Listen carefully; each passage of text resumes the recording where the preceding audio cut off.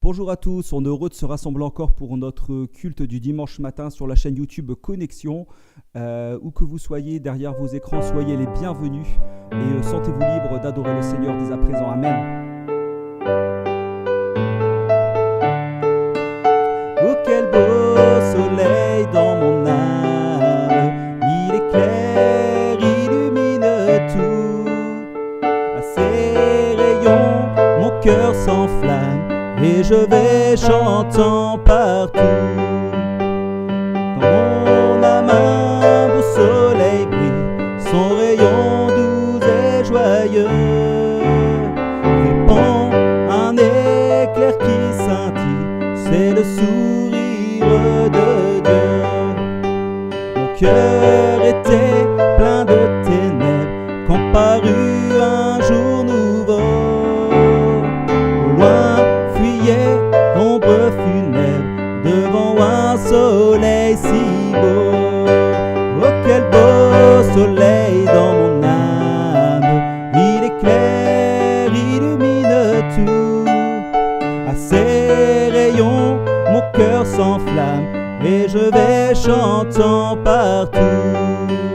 Gloire à Dieu, gloire à Dieu, que ce chant retentisse en tout lieu.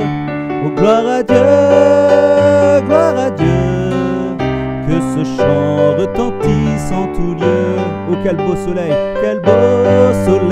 dans mon âme, il éclaire, illumine tout. À ses rayons mon cœur s'enflamme et je vais chantant partout. Oh gloire à Dieu, que ce nom retentisse en tout lieu. Oh gloire à Dieu, que ce chant retentisse en tout lieu, que ce chant retentisse en tout lieu. Amen. On est dans la joie ce matin d'être réunis, unis par le Saint-Esprit malgré la distance, et de chanter béni soit le nom de l'Éternel. Gloire à toi Seigneur mon Dieu Jésus.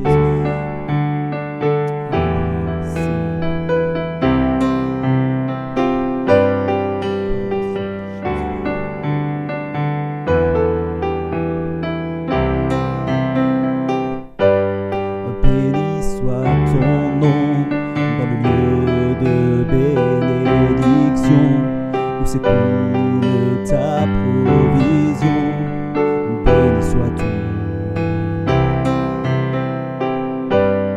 Béni soit ton nom, que je suis dans le lieu désert et que je marche solitaire. Béni soit ton nom. Pour tous tes bienfaits envers moi, je te louerai, et dans les temps difficiles, je redirai, béni soit le nom du Seigneur, béni soit ton nom, béni soit le nom du Seigneur, béni soit ton glorieux nom. Béni soit ton nom, quand sur moi brille le soleil, que le monde tourne à merveille. Béni soit ton nom. Béni soit ton nom, quand l'épreuve vient me former, quand je dois tout sacrifier. Béni soit ton nom. Tes bienfaits envers moi, je te louerai, et dans les temps difficiles, je redirai, béni soit le nom du Seigneur, béni soit ton nom Jésus, béni soit le nom du Seigneur, béni soit ton glorieux nom. Béni soit le nom du Seigneur, béni soit ton nom. Béni soit le nom du Seigneur, béni soit ton glorieux nom. Seigneur, tu as donné, Seigneur, tu as repris. Malgré tout, je dirai que ton nom soit béni. Seigneur, tu as donné, Seigneur, tu as repris. Malgré tout, je dirai que ton nom soit béni. Seigneur, tu as donné, Seigneur, tu as repris. Malgré tout, je dirai que ton nom soit béni. Béni soit le nom du Seigneur, béni soit ton nom. Béni soit le nom du Seigneur, béni soit ton glorieux nom. Oh, béni soit le nom du Seigneur, béni soit ton nom. Béni soit le nom du Seigneur, béni soit ton glorieux nom.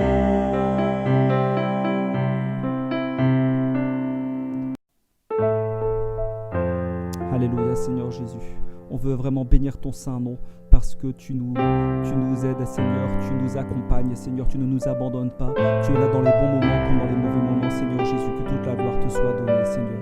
On va encore venir dans ta présence, se laisser éblouir de ton amour, éblouir de ta grâce, de ta miséricorde Jésus dans nos vies. Oh gloire à toi Seigneur mon Dieu. Je viens vers toi dans le secret, en ta présence, je veux rester. Tu es, tu seras toujours là. Tout contre toi, auprès de ton cœur, je peux entendre ta voix Seigneur. Tu es, tu seras toujours là. Ébloui devant toi, éternel,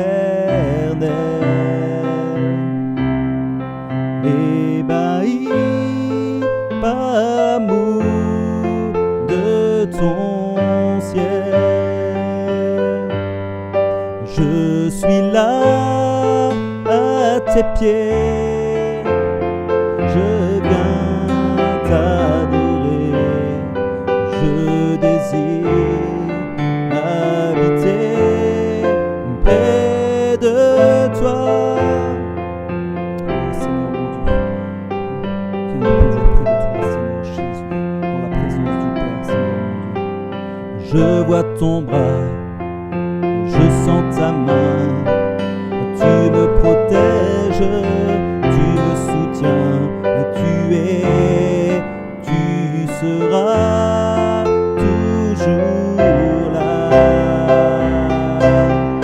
Ébloui devant toi, éternel, ébahi par l'amour de ton ciel.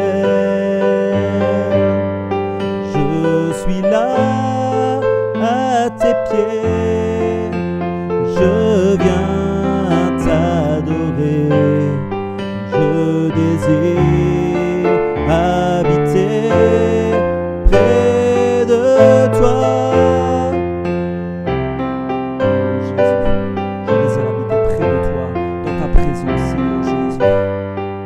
Tu es la lumière en toi. J'ai un Père, reçois ma prière.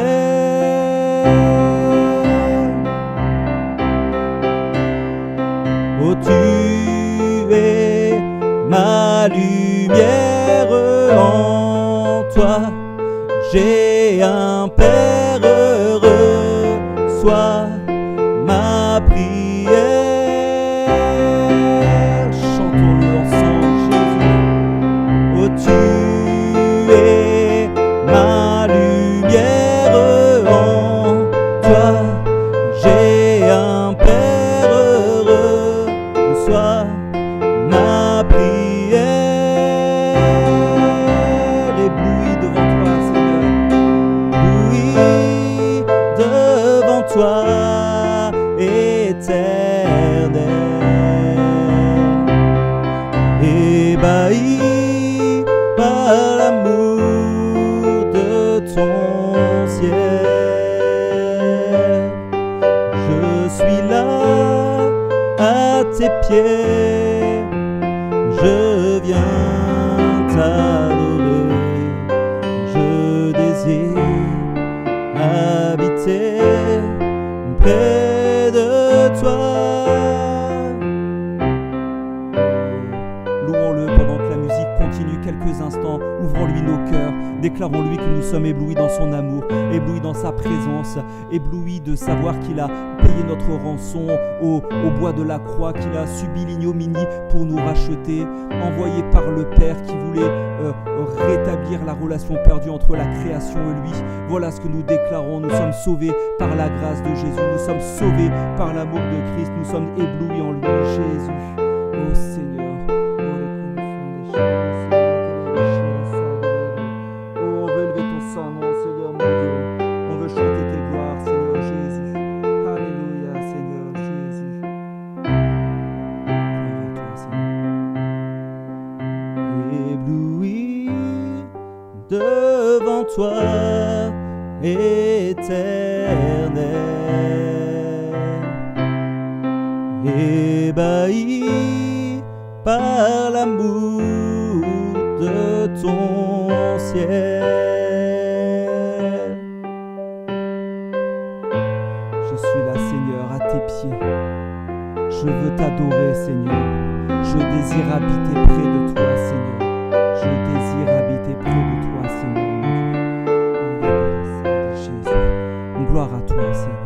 Gloire à toi, Seigneur. Peut-être que derrière ton écran, tu dis « Mais c'est pas comme d'habitude, je suis pas dans l'église, c'est difficile de louer. » Mais sache-le, le Seigneur est là, il est présent au milieu de nous. Il a le don d'ubiquité, il est un en tous, il est là, il travaille ton cœur. Je te propose de prendre ce chant, de comprendre que Dieu te tend encore la main ce matin pour t'approcher de lui, pour être transformé par sa parole, pour sortir de cette réunion sur YouTube d'une manière différente, grandi, transformé, renouvelé. Ouvre-lui ton cœur, il te tend la main ce matin, il va encore te ramener auprès de lui, te restaurer ton amour, restaurer ton salut. C'est le désir de notre Dieu, de notre Sauveur Jésus. Même si pendant trop longtemps tu as refusé de lui parler, Jésus connaît tes sentiments, il est toujours prêt à recommencer. Même si des milliers de fois son amour tu as évité, angoissé, déchiré, tourmenté, vivant dans la culpabilité, il te tend la main encore une fois, t'ouvre le chemin, te laisse le choix. Il te tend la main encore une fois, il voudrait tellement te serrer dans ses bras. Il te tend la main encore une fois, Jésus voudrait tant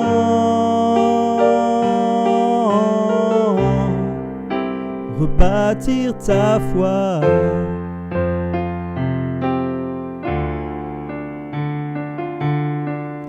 Et si tu as rejeté cette tendre voix qui ne cessait d'appeler,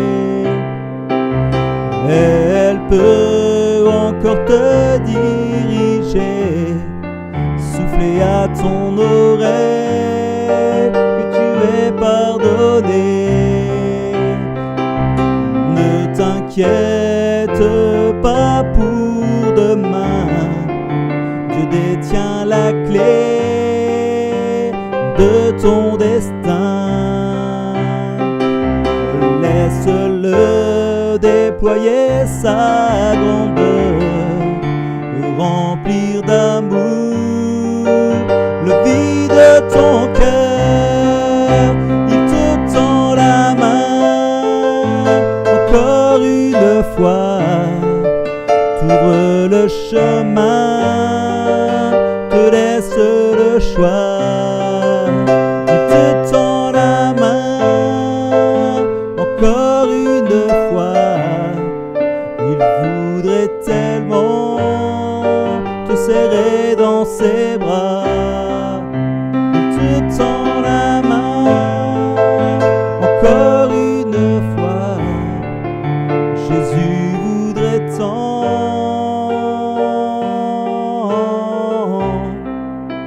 rebâtir ta foi. Même si pendant trop longtemps, même si tu as refusé, ce matin ouvre-lui ton cœur.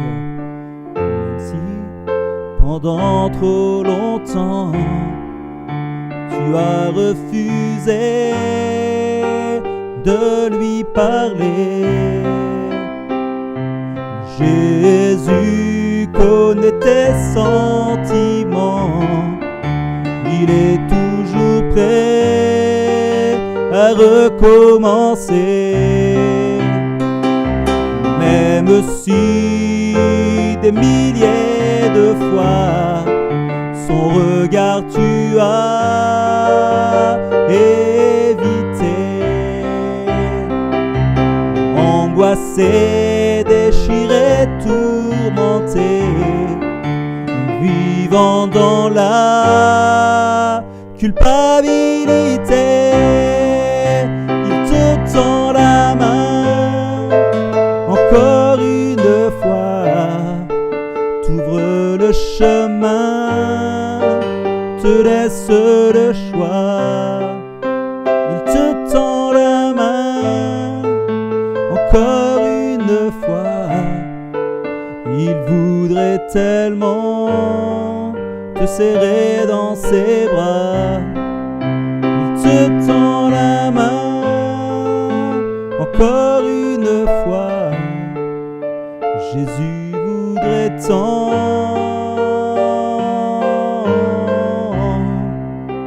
rebâtir ta foi. Oh Seigneur, merci parce que tu es celui qui restaure, celui qui pardonne jusqu'à la 1000e génération, celui qui ne fait exception d'aucun homme. Tu es toujours prêt à ouvrir la porte des cieux, toujours prêt à tendre cette main secourable à celui qui t'accepte comme son sauveur, à celui qui décide d'abandonner ses péchés. Tu es toujours prêt à secourir celui qui est empêtré dans l'épreuve, empêtré dans la difficulté. Seigneur mon Dieu, c'est le Dieu du secours que nous adorons ce matin, le Dieu du salut, le Dieu de la miséricorde, le Dieu de la grâce. Voilà qui nous adorons, voilà qui nous voulons chanter, proclamer ce matin. Oh, gloire à toi Seigneur, oh, gloire à toi Seigneur Dieu, parce que tu nous tends la main Seigneur, tu rebâtis la foi Seigneur Jésus. Amen, alléluia Seigneur mon Dieu, gloire à toi Jésus, alléluia, amen, alléluia. On laisse toute la place au serviteur de Dieu qui nous a apporté le conseil de Dieu à travers la parole, amen. Bonjour frères et sœurs, amis qui est en train de visionner cette vidéo. Voilà, nous remercions le Seigneur pour cette occasion qu'il nous donne d'écouter à nouveau sa parole, la parole de Dieu qui nous est chère à notre cœur. Nous voulons donc sans plus tarder ce matin ouvrir la parole de Dieu Ce matin, j'aimerais vous parler justement de la parole de Dieu. Nous avions donc les mardis vu différents types de prières qui peuvent enrichir notre vie de prière, mais un élément important aussi de notre marche chrétienne, c'est la parole de Dieu, parce que notre vie chrétienne doit être fondée sur la parole de Dieu. Et je voudrais intituler cette série que j'introduis aujourd'hui. Je vais poursuivre les mardis qui vont suivre. Le fondement de la parole de Dieu, le fondement de la parole de Dieu, et nous voulons voir un peu quelles sont les caractéristiques de cette parole de Dieu et comment prendre la parole de Dieu de manière à ce que nous puissions tirer profit de tout ce que Dieu nous dit au travers de sa parole. Avant cela, je voudrais que nous puissions, comme on le fait des fois, remettre ces moments entre les mains du Seigneur, lui demander de nous parler.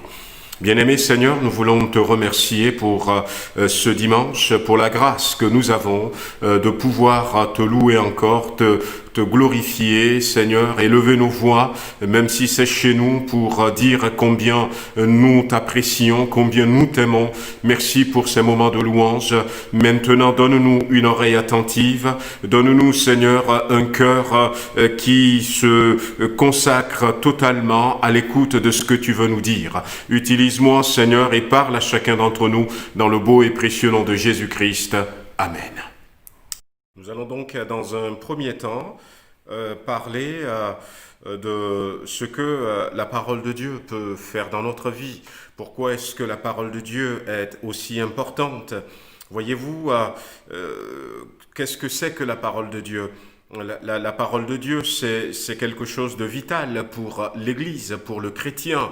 Dieu nous a donné cette parole pour que nous puissions trouver à l'intérieur les conseils dont nous avons besoin, que nous puissions trouver à l'intérieur les réponses que nous avons besoin. Cette parole que nous appelons la Bible, vous le connaissez, donc contient toutes les paroles que Dieu avait prononcées, tout ce que Dieu avait déjà dit, donc directement à Adam et Ève.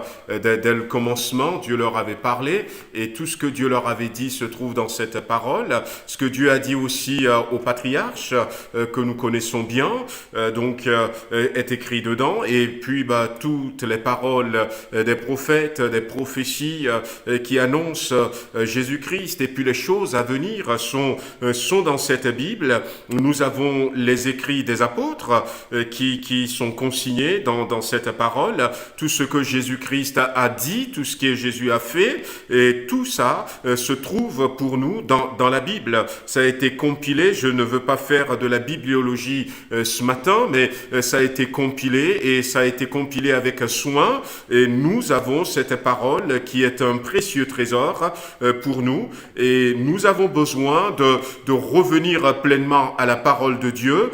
C'est ce que je dis est important, parce que ces derniers temps, avec l'utilisation de plus en plus fréquente des réseaux sociaux, nous voyons qu'il vient à nous de bonnes paroles, des gens qui disent des choses, et des choses qui sont intéressantes à première vue, et des gens qui donnent des paroles de morale, et des fois on partage ces paroles aux uns aux autres, parce que il y en a qui parlent de pardon, il y en a qui parlent du sens de la vie, tout ça. Mais faisons attention, parce que toutes ces choses ne sont pas la parole de Dieu. Et quand je prêche, quand un autre pasteur, un prédicateur prêche, et quand même on apporte une prophétie, la prophétie, ce n'est pas la parole de Dieu.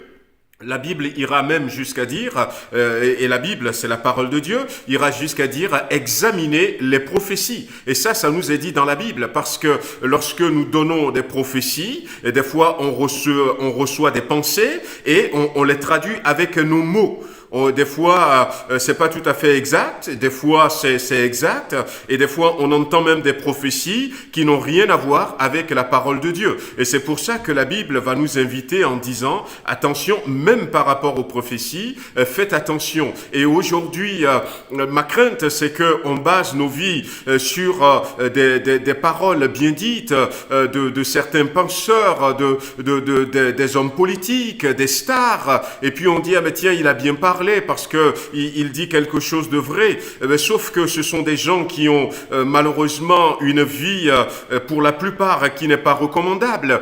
C'est des gens qui pour la plupart peut-être ont des pactes, excusez-moi de le dire comme ça, avec le diable. Et faisons attention de ne pas prendre pour la parole de Dieu toutes ces propos qui peut-être on porte en eux une certaine sagesse, qui sont des paroles de morale qui réussissent. Et il est important que nous revenions à la parole de Dieu. Rien que la parole de Dieu, la Bible, que nous devons méditer cette parole. D'ailleurs, Dieu dira à Josué à ce moment-là, il va lui dire que ce livre de la loi ne s'éloigne pas de ta bouche.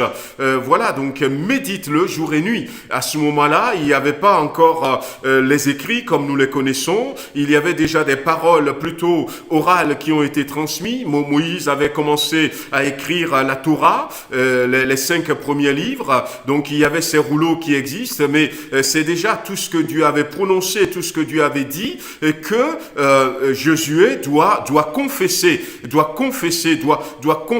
réfléchir sur ces choses. Et Dieu lui dira que ce livre de la loi ne s'éloigne point de ta bouche. Aujourd'hui, nous aimerons avoir peut-être des réponses, nous aimerons avoir du succès, nous aimerons avoir des résultats, nous aimerons avoir une certaine sagesse, mais faisons attention, frères et sœurs, dans ce monde de réseaux sociaux, à ne pas prendre pour parole de Dieu ou à ne pas prendre pour parole inéluctable, pour parole qui est fondée, ces propos qu'on peut faire circuler sur les réseaux sociaux. Nous avons besoin de revenir à la parole de Dieu. Alors, d'abord, je voudrais vous dire déjà ce matin quelques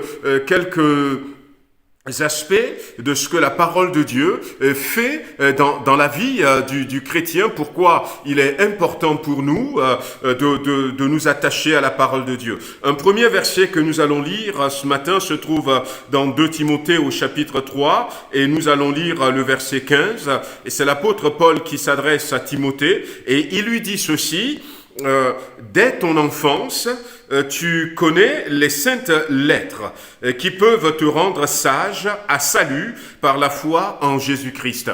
Nous voyons que la parole de Dieu seule peut nous rendre sages en vue du salut. Voilà donc la parole de Dieu va nous rendre conscients que nous avons besoin du salut en Jésus-Christ. La parole de Dieu va ouvrir notre intelligence sur le salut que Dieu propose. Il peut y avoir de bonnes paroles, mais qui vont se limiter à nous apporter une vie peut-être réussie ici-bas, une vie confortable ici-bas. Mais si nous voulons avoir le salut, si nous voulons aller au-delà de cette vie terrestre, nous avons besoin non pas de la parole d'un quelconque penseur, mais nous avons besoin de la parole de Dieu. La parole de Dieu, dira Paul, elles sont capables, tu les connais, ils peuvent te rendre sage à salut par la foi en Jésus-Christ. Un autre verset que vous connaissez, c'est aussi Romains chapitre 10, verset 17, et où on voit que la parole de Dieu produit la foi en Dieu. Et la foi en Dieu, si nous voulons être des hommes de foi, des femmes de foi, si nous voulons grandir dans la foi, de ce dont nous avons besoin, c'est de la parole de Dieu. Non pas d'une autre parole, mais la parole de Dieu. La Bible dit la foi vient de ce qu'on entend, et ce qu'on entend vient de la parole de Christ. Cette parole va être ce qui va susciter la foi en nous. La foi en Dieu, c'est quoi? La foi en Dieu, ça va être d'agir selon la parole. Et si nous ne connaissons pas la parole, nous ne pourrons pas avoir cette foi en Dieu. La parole de Dieu nous montre qu'il y a quelque chose à croire. Il y a une vie après cette vie. C'est la parole de Dieu qui nous le dit. Et c'est ça qui va susciter la foi en nous. La foi vient de ce que nous entendons, de la parole de Christ. Alors que le Seigneur nous donne aussi de comprendre que la parole de Dieu nous apporte des révélations sur qui est Jésus-Christ. Oh, il y a des gens qui peuvent écrire sur Jésus, des gens qui peuvent dire des choses sur Jésus-Christ. Mais l'apôtre Paul nous dit dans la première épître de Paul aux Corinthiens, au chapitre 15 et au verset 3, l'apôtre Paul dit ceci: « Je vous ai enseigné avant tout, comme je l'avais aussi reçu, que Christ est mort pour nos péchés selon les Écritures. » Et selon les Écritures, donc l'apôtre Paul parle de l'Ancien Testament déjà à ce moment-là, puisque le Nouveau Testament n'était pas encore composé, mais ce sont ces Écritures qui montrent, selon ce que l'apôtre Paul dit ici, donc aux Corinthiens, que Christ est mort pour nos péchés. Il est ressuscité pour nous réconcilier avec Dieu, mais on voit quand même que la parole de Dieu va nous révéler Jésus et va nous révéler toutes les provisions que nous pourrons avoir au travers de la mort et de la résurrection de Jésus-Christ. C'est au travers de la parole de Dieu que nous avons de telles choses.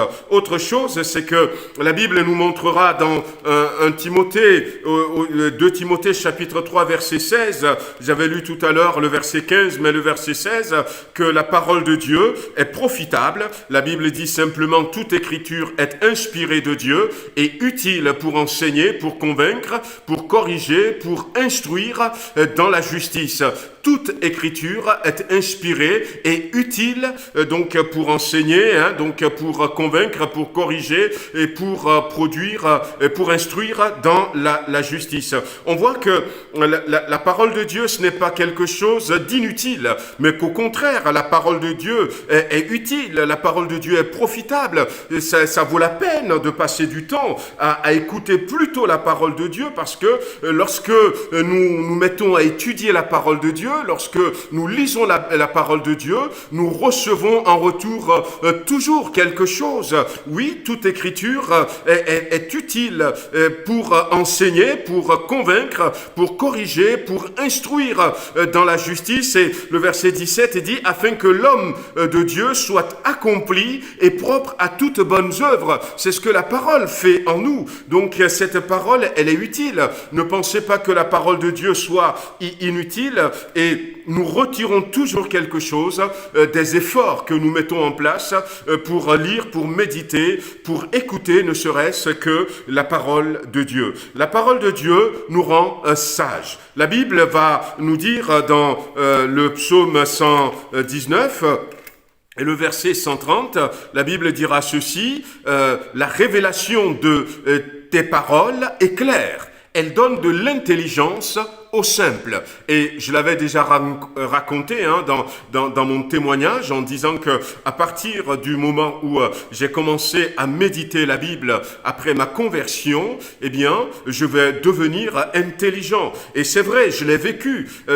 J'écoutais la parole de Dieu, ça m'intéressait tellement. Ce n'est pas parce que il y a quelque chose de mystique. Peut-être pour moi, ça s'était passé autrement, mais je buvais la parole de Dieu lorsque on nous prêchait à l'église au début de ma conversion, et j'ai envie de relire ce que comment l'appelle-t-on, le pasteur avait dit, les textes qui ont été cités, et dans la semaine je reprenais ma Bible, je méditais, et curieusement j'apprenais de nouveaux mots, et je vais voir que en français je vais commencer à progresser parce que j'apprenais de nouveaux mots. Il y a des mots aussi que je ne comprenais pas très bien, je prenais le dictionnaire pour chercher le sens de ce mot, et quelque part, sans qu'il y ait quelque chose de mystique, à partir du moment où je m'intéressais à la parole de Dieu, ça a produit quelque chose en moi qui m'a poussé plutôt à travailler, et puis mon intelligence va prendre un bon coup, et puis non seulement en français, mais dans les autres matières,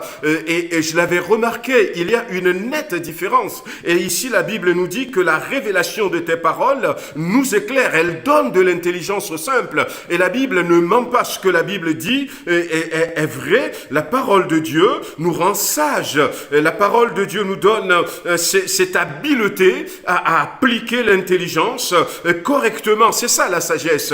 C'est cette capacité que nous avons à appliquer l'intelligence, à appliquer nos compétences correctement. C'est ça. Et un homme sage, c'est un homme qui est capable de lire la parole de Dieu, de méditer la parole de Dieu et d'appliquer correctement ce que la parole de Dieu va lui dire. Et la parole de Dieu non seulement va nous rendre sages, comme je l'ai cité tout à l'heure, mais on voit aussi que la parole de Dieu nous donne la joie. La Bible nous le dira dans 1 Jean chapitre 1 verset 4. Vous pouvez lire ce verset que la parole de Dieu produit en nous la joie. La parole de Dieu aussi va être une parole qui va apporter la consolation, voyez-vous. Donc je suis dans la première épître de Jean au chapitre 1er, le verset 4, et nous écrivons ces choses afin que notre joie soit parfaite, dira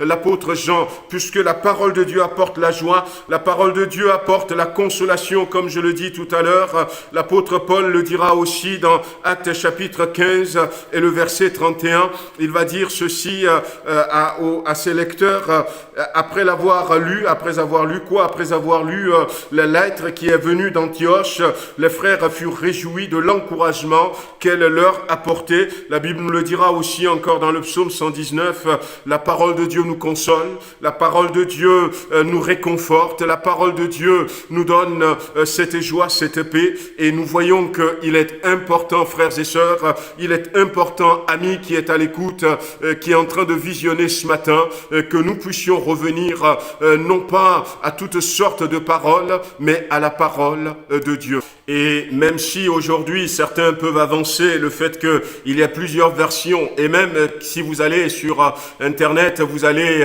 lire et entendre les gens disent que la parole de la Bible a été trafiquée, il y a certainement des choses qui ont été peut-être redites de manière différente dans la Bible, mais vous savez, Dieu veille sur sa parole. Dieu veille sur sa parole. Et ce n'est pas parce que on pourrait dire que il y a différentes versions. Il y a des versions qui on a remplacé, par exemple le second 21. Je sais que on a remplacé le mot repentance par changement de caractère, ce qui rend la repentance moins forte. Mais ce n'est pas parce que il y a ces changements, même si quelque part l'ennemi travaille derrière ces versions, ces différentes versions pour diluer la parole de Dieu. Dieu veille sur sa parole. Et le message de la Bible, il y a le message et puis il y a l'écrit. Dieu veille surtout sur le message. Et comment se fait-il que quand je lis un verset selon l'état dans lequel je me trouve, selon l'atmosphère qui m'entoure, je comprends ce verset d'une certaine manière, ou alors je comprends ce verset d'une autre manière. Dieu va utiliser les circonstances qui sont autour de nous. Dieu va utiliser l'état dans lequel nous sommes pour rendre sa parole vivante. Oui, la parole de Dieu a peut-être été diluée, mais pour autant, n'abandonnez pas la Bible, prenez la Bible et méditez, et quels que soient les pièges de l'ennemi, croyez-moi, frères et sœurs, Dieu veille sur sa parole. Jésus a dit quelque chose, il a dit, le ciel et la terre passeront, mais ma parole ne passeront point. Et Jésus dira que malheur à celui qui va ajouter à cette parole. Dieu, ce ne sont pas que des mots, mais Dieu veille sur sa parole. Dieu sait comment rendre vivante cette parole pour nous, comment la Bible dit la lettre tue, mais l'esprit vivifie. Et lorsque nous prenons cette parole, lorsque nous la méditons, lorsque nous lisons, Dieu est capable, peu importe les mots qui ont été utilisés, Dieu est capable de nous éclairer, comme nous l'avions lu tout à l'heure dans le psaume 119, verset 130. Dieu va donner sa parole et c'est vrai que Dieu parle encore aujourd'hui, mais que ces choses ne nous empêchent pas de venir à la parole de Dieu. La parole de Dieu, elle est importante. Gardez en tête, donc c'est juste le début. On va continuer après les mardis, mais que la parole de Dieu nous rend sages en vue du salut, que la parole de Dieu produit en nous la foi, que la parole de Dieu nous révèle Jésus-Christ et tout ce qu'il nous apporte au travers de sa mort, de sa résurrection, que la parole de Dieu édifie et nous donne aussi l'héritage des saints. Je ne vous l'avais pas dit, mais c'est dans Actes chapitre 20 que l'apôtre Paul au verset 32 par exemple, où l'apôtre Paul dira ceci: et maintenant je vous recommande à Dieu et à la parole de sa grâce, à celui qui peut édifier et donner l'héritage avec tous les sanctifiés. La parole de Dieu nous édifie dans la foi. La parole de Dieu nous révèle quel héritage nous avons en Christ, quel héritage nous avons en tant que chrétiens nés de nouveau, et comment profiter de cet héritage. Je vous avais dit aussi que la parole de Dieu est utile pour nous corriger, pour nous enseigner, pour nous instruire en toute justice. La parole de Dieu nous donne, eh bien, cette sagesse, cette intelligence dont nous avons besoin. La parole de Dieu nous apporte la joie, la consolation, le réconfort dont nous avons besoin, quels que soient les moments que nous traversons. Alors, cette parole, Dieu nous l'avait donnée de quelle manière? D'abord, nous savons que Dieu a donné sa parole par le moyen de sa voix audible. Quand nous lisons dans Exode chapitre 19, la Bible nous raconte que il y avait Dieu qui était descendu sur cette montagne. La montagne était embrasée et le peuple de Dieu avait entendu la voix de Dieu. Il y a des paroles que nous lisons aujourd'hui qui sont des paroles que Dieu avait données avec une voix audible. Certes, il y a aussi des paroles que nous lisons aujourd'hui, mais qui sont des prophéties. La Bible dit dans Hébreux chapitre 1 verset 1, après nous avoir parlé au travers des prophètes dans ces derniers temps, Dieu a choisi de nous parler au travers de son Fils. Donc Dieu nous a donné cette parole aussi au travers de ses prophètes qu'il s'était choisi. Et la Bible dira par exemple dans Actes chapitre 1 et Actes chapitre 2, surtout dans Actes chapitre 2, quand le Saint-Esprit va descendre, l'apôtre Pierre va citer Joël chapitre 2 en disant que c'est ce que Dieu a dit. Donc Dieu nous a parlé au travers de ses prophètes qu'il s'est choisi. Mais Dieu nous a parlé ces derniers temps, comme je disais tout à l'heure dans Hébreux chapitre 1, versets 1 et 2, et il nous a parlé au travers de son Fils.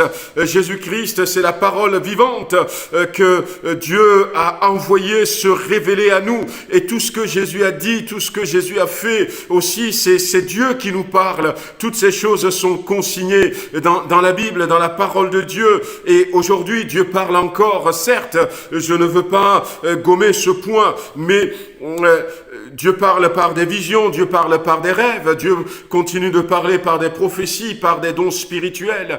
Mais nous voulons continuer à écouter Dieu, mais nous voulons surtout continuer à nous attacher à la Bible. C'est celle qu'il nous a déjà donnée. Que le Seigneur nous aide, frères et sœurs, afin que nous soyons de ceux qui vont comprendre que la parole de Dieu est importante. C'est juste une introduction.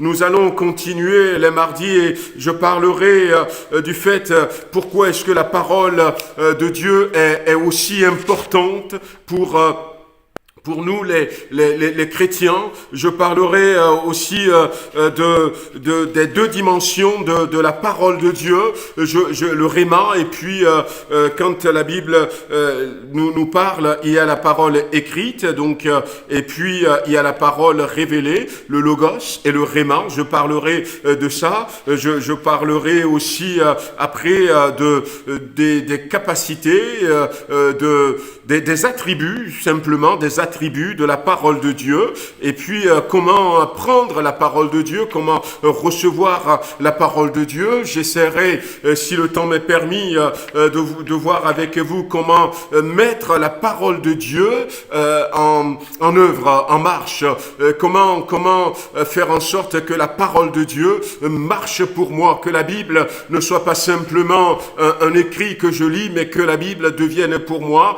une réalité de chaque jour. Comment vivre la parole de Dieu. Voilà, que le Seigneur nous bénisse, qu'il nous aide.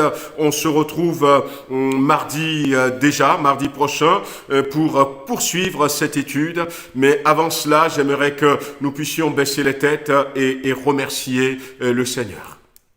Seigneur notre Dieu, tu es unique. Tu as choisi de ne pas rester dans l'ombre.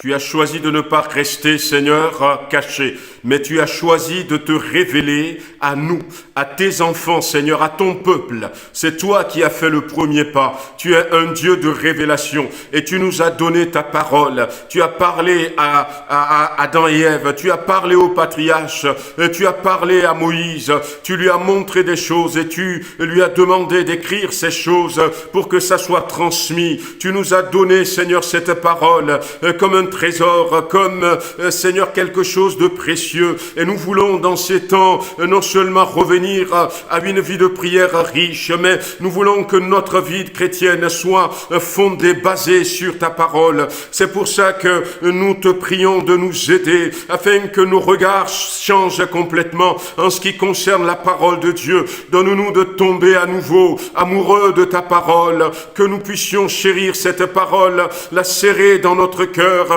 que notre Bible soit notre partenaire dans notre marche chrétienne. Merci de nous bénir, merci d'aider quelqu'un qui peut-être a baissé les bras, qui peut-être se focalise plus sur des prédications, des prophètes, des apôtres qui sont là un peu partout, des pasteurs qui sont là, quelqu'un qui se focalise sur de bonnes paroles, des paroles de morale et qui veut bâtir sa vie avec ces paroles, de revenir à ta parole parce que ta parole est la clé, et comme nous l'avions dit tout à l'heure, cette parole nous parle du salut, nous parle du ciel. Seigneur, merci encore, béni sois-tu dans le beau et précieux nom de Jésus-Christ. Amen. Voilà, frères et sœurs, que le Seigneur nous bénisse, nous encourage à reprendre la parole de Dieu pour qu'elle enrichisse notre vie. Je vous donne rendez-vous à mardi prochain pour terminer ce temps de culte. Amen.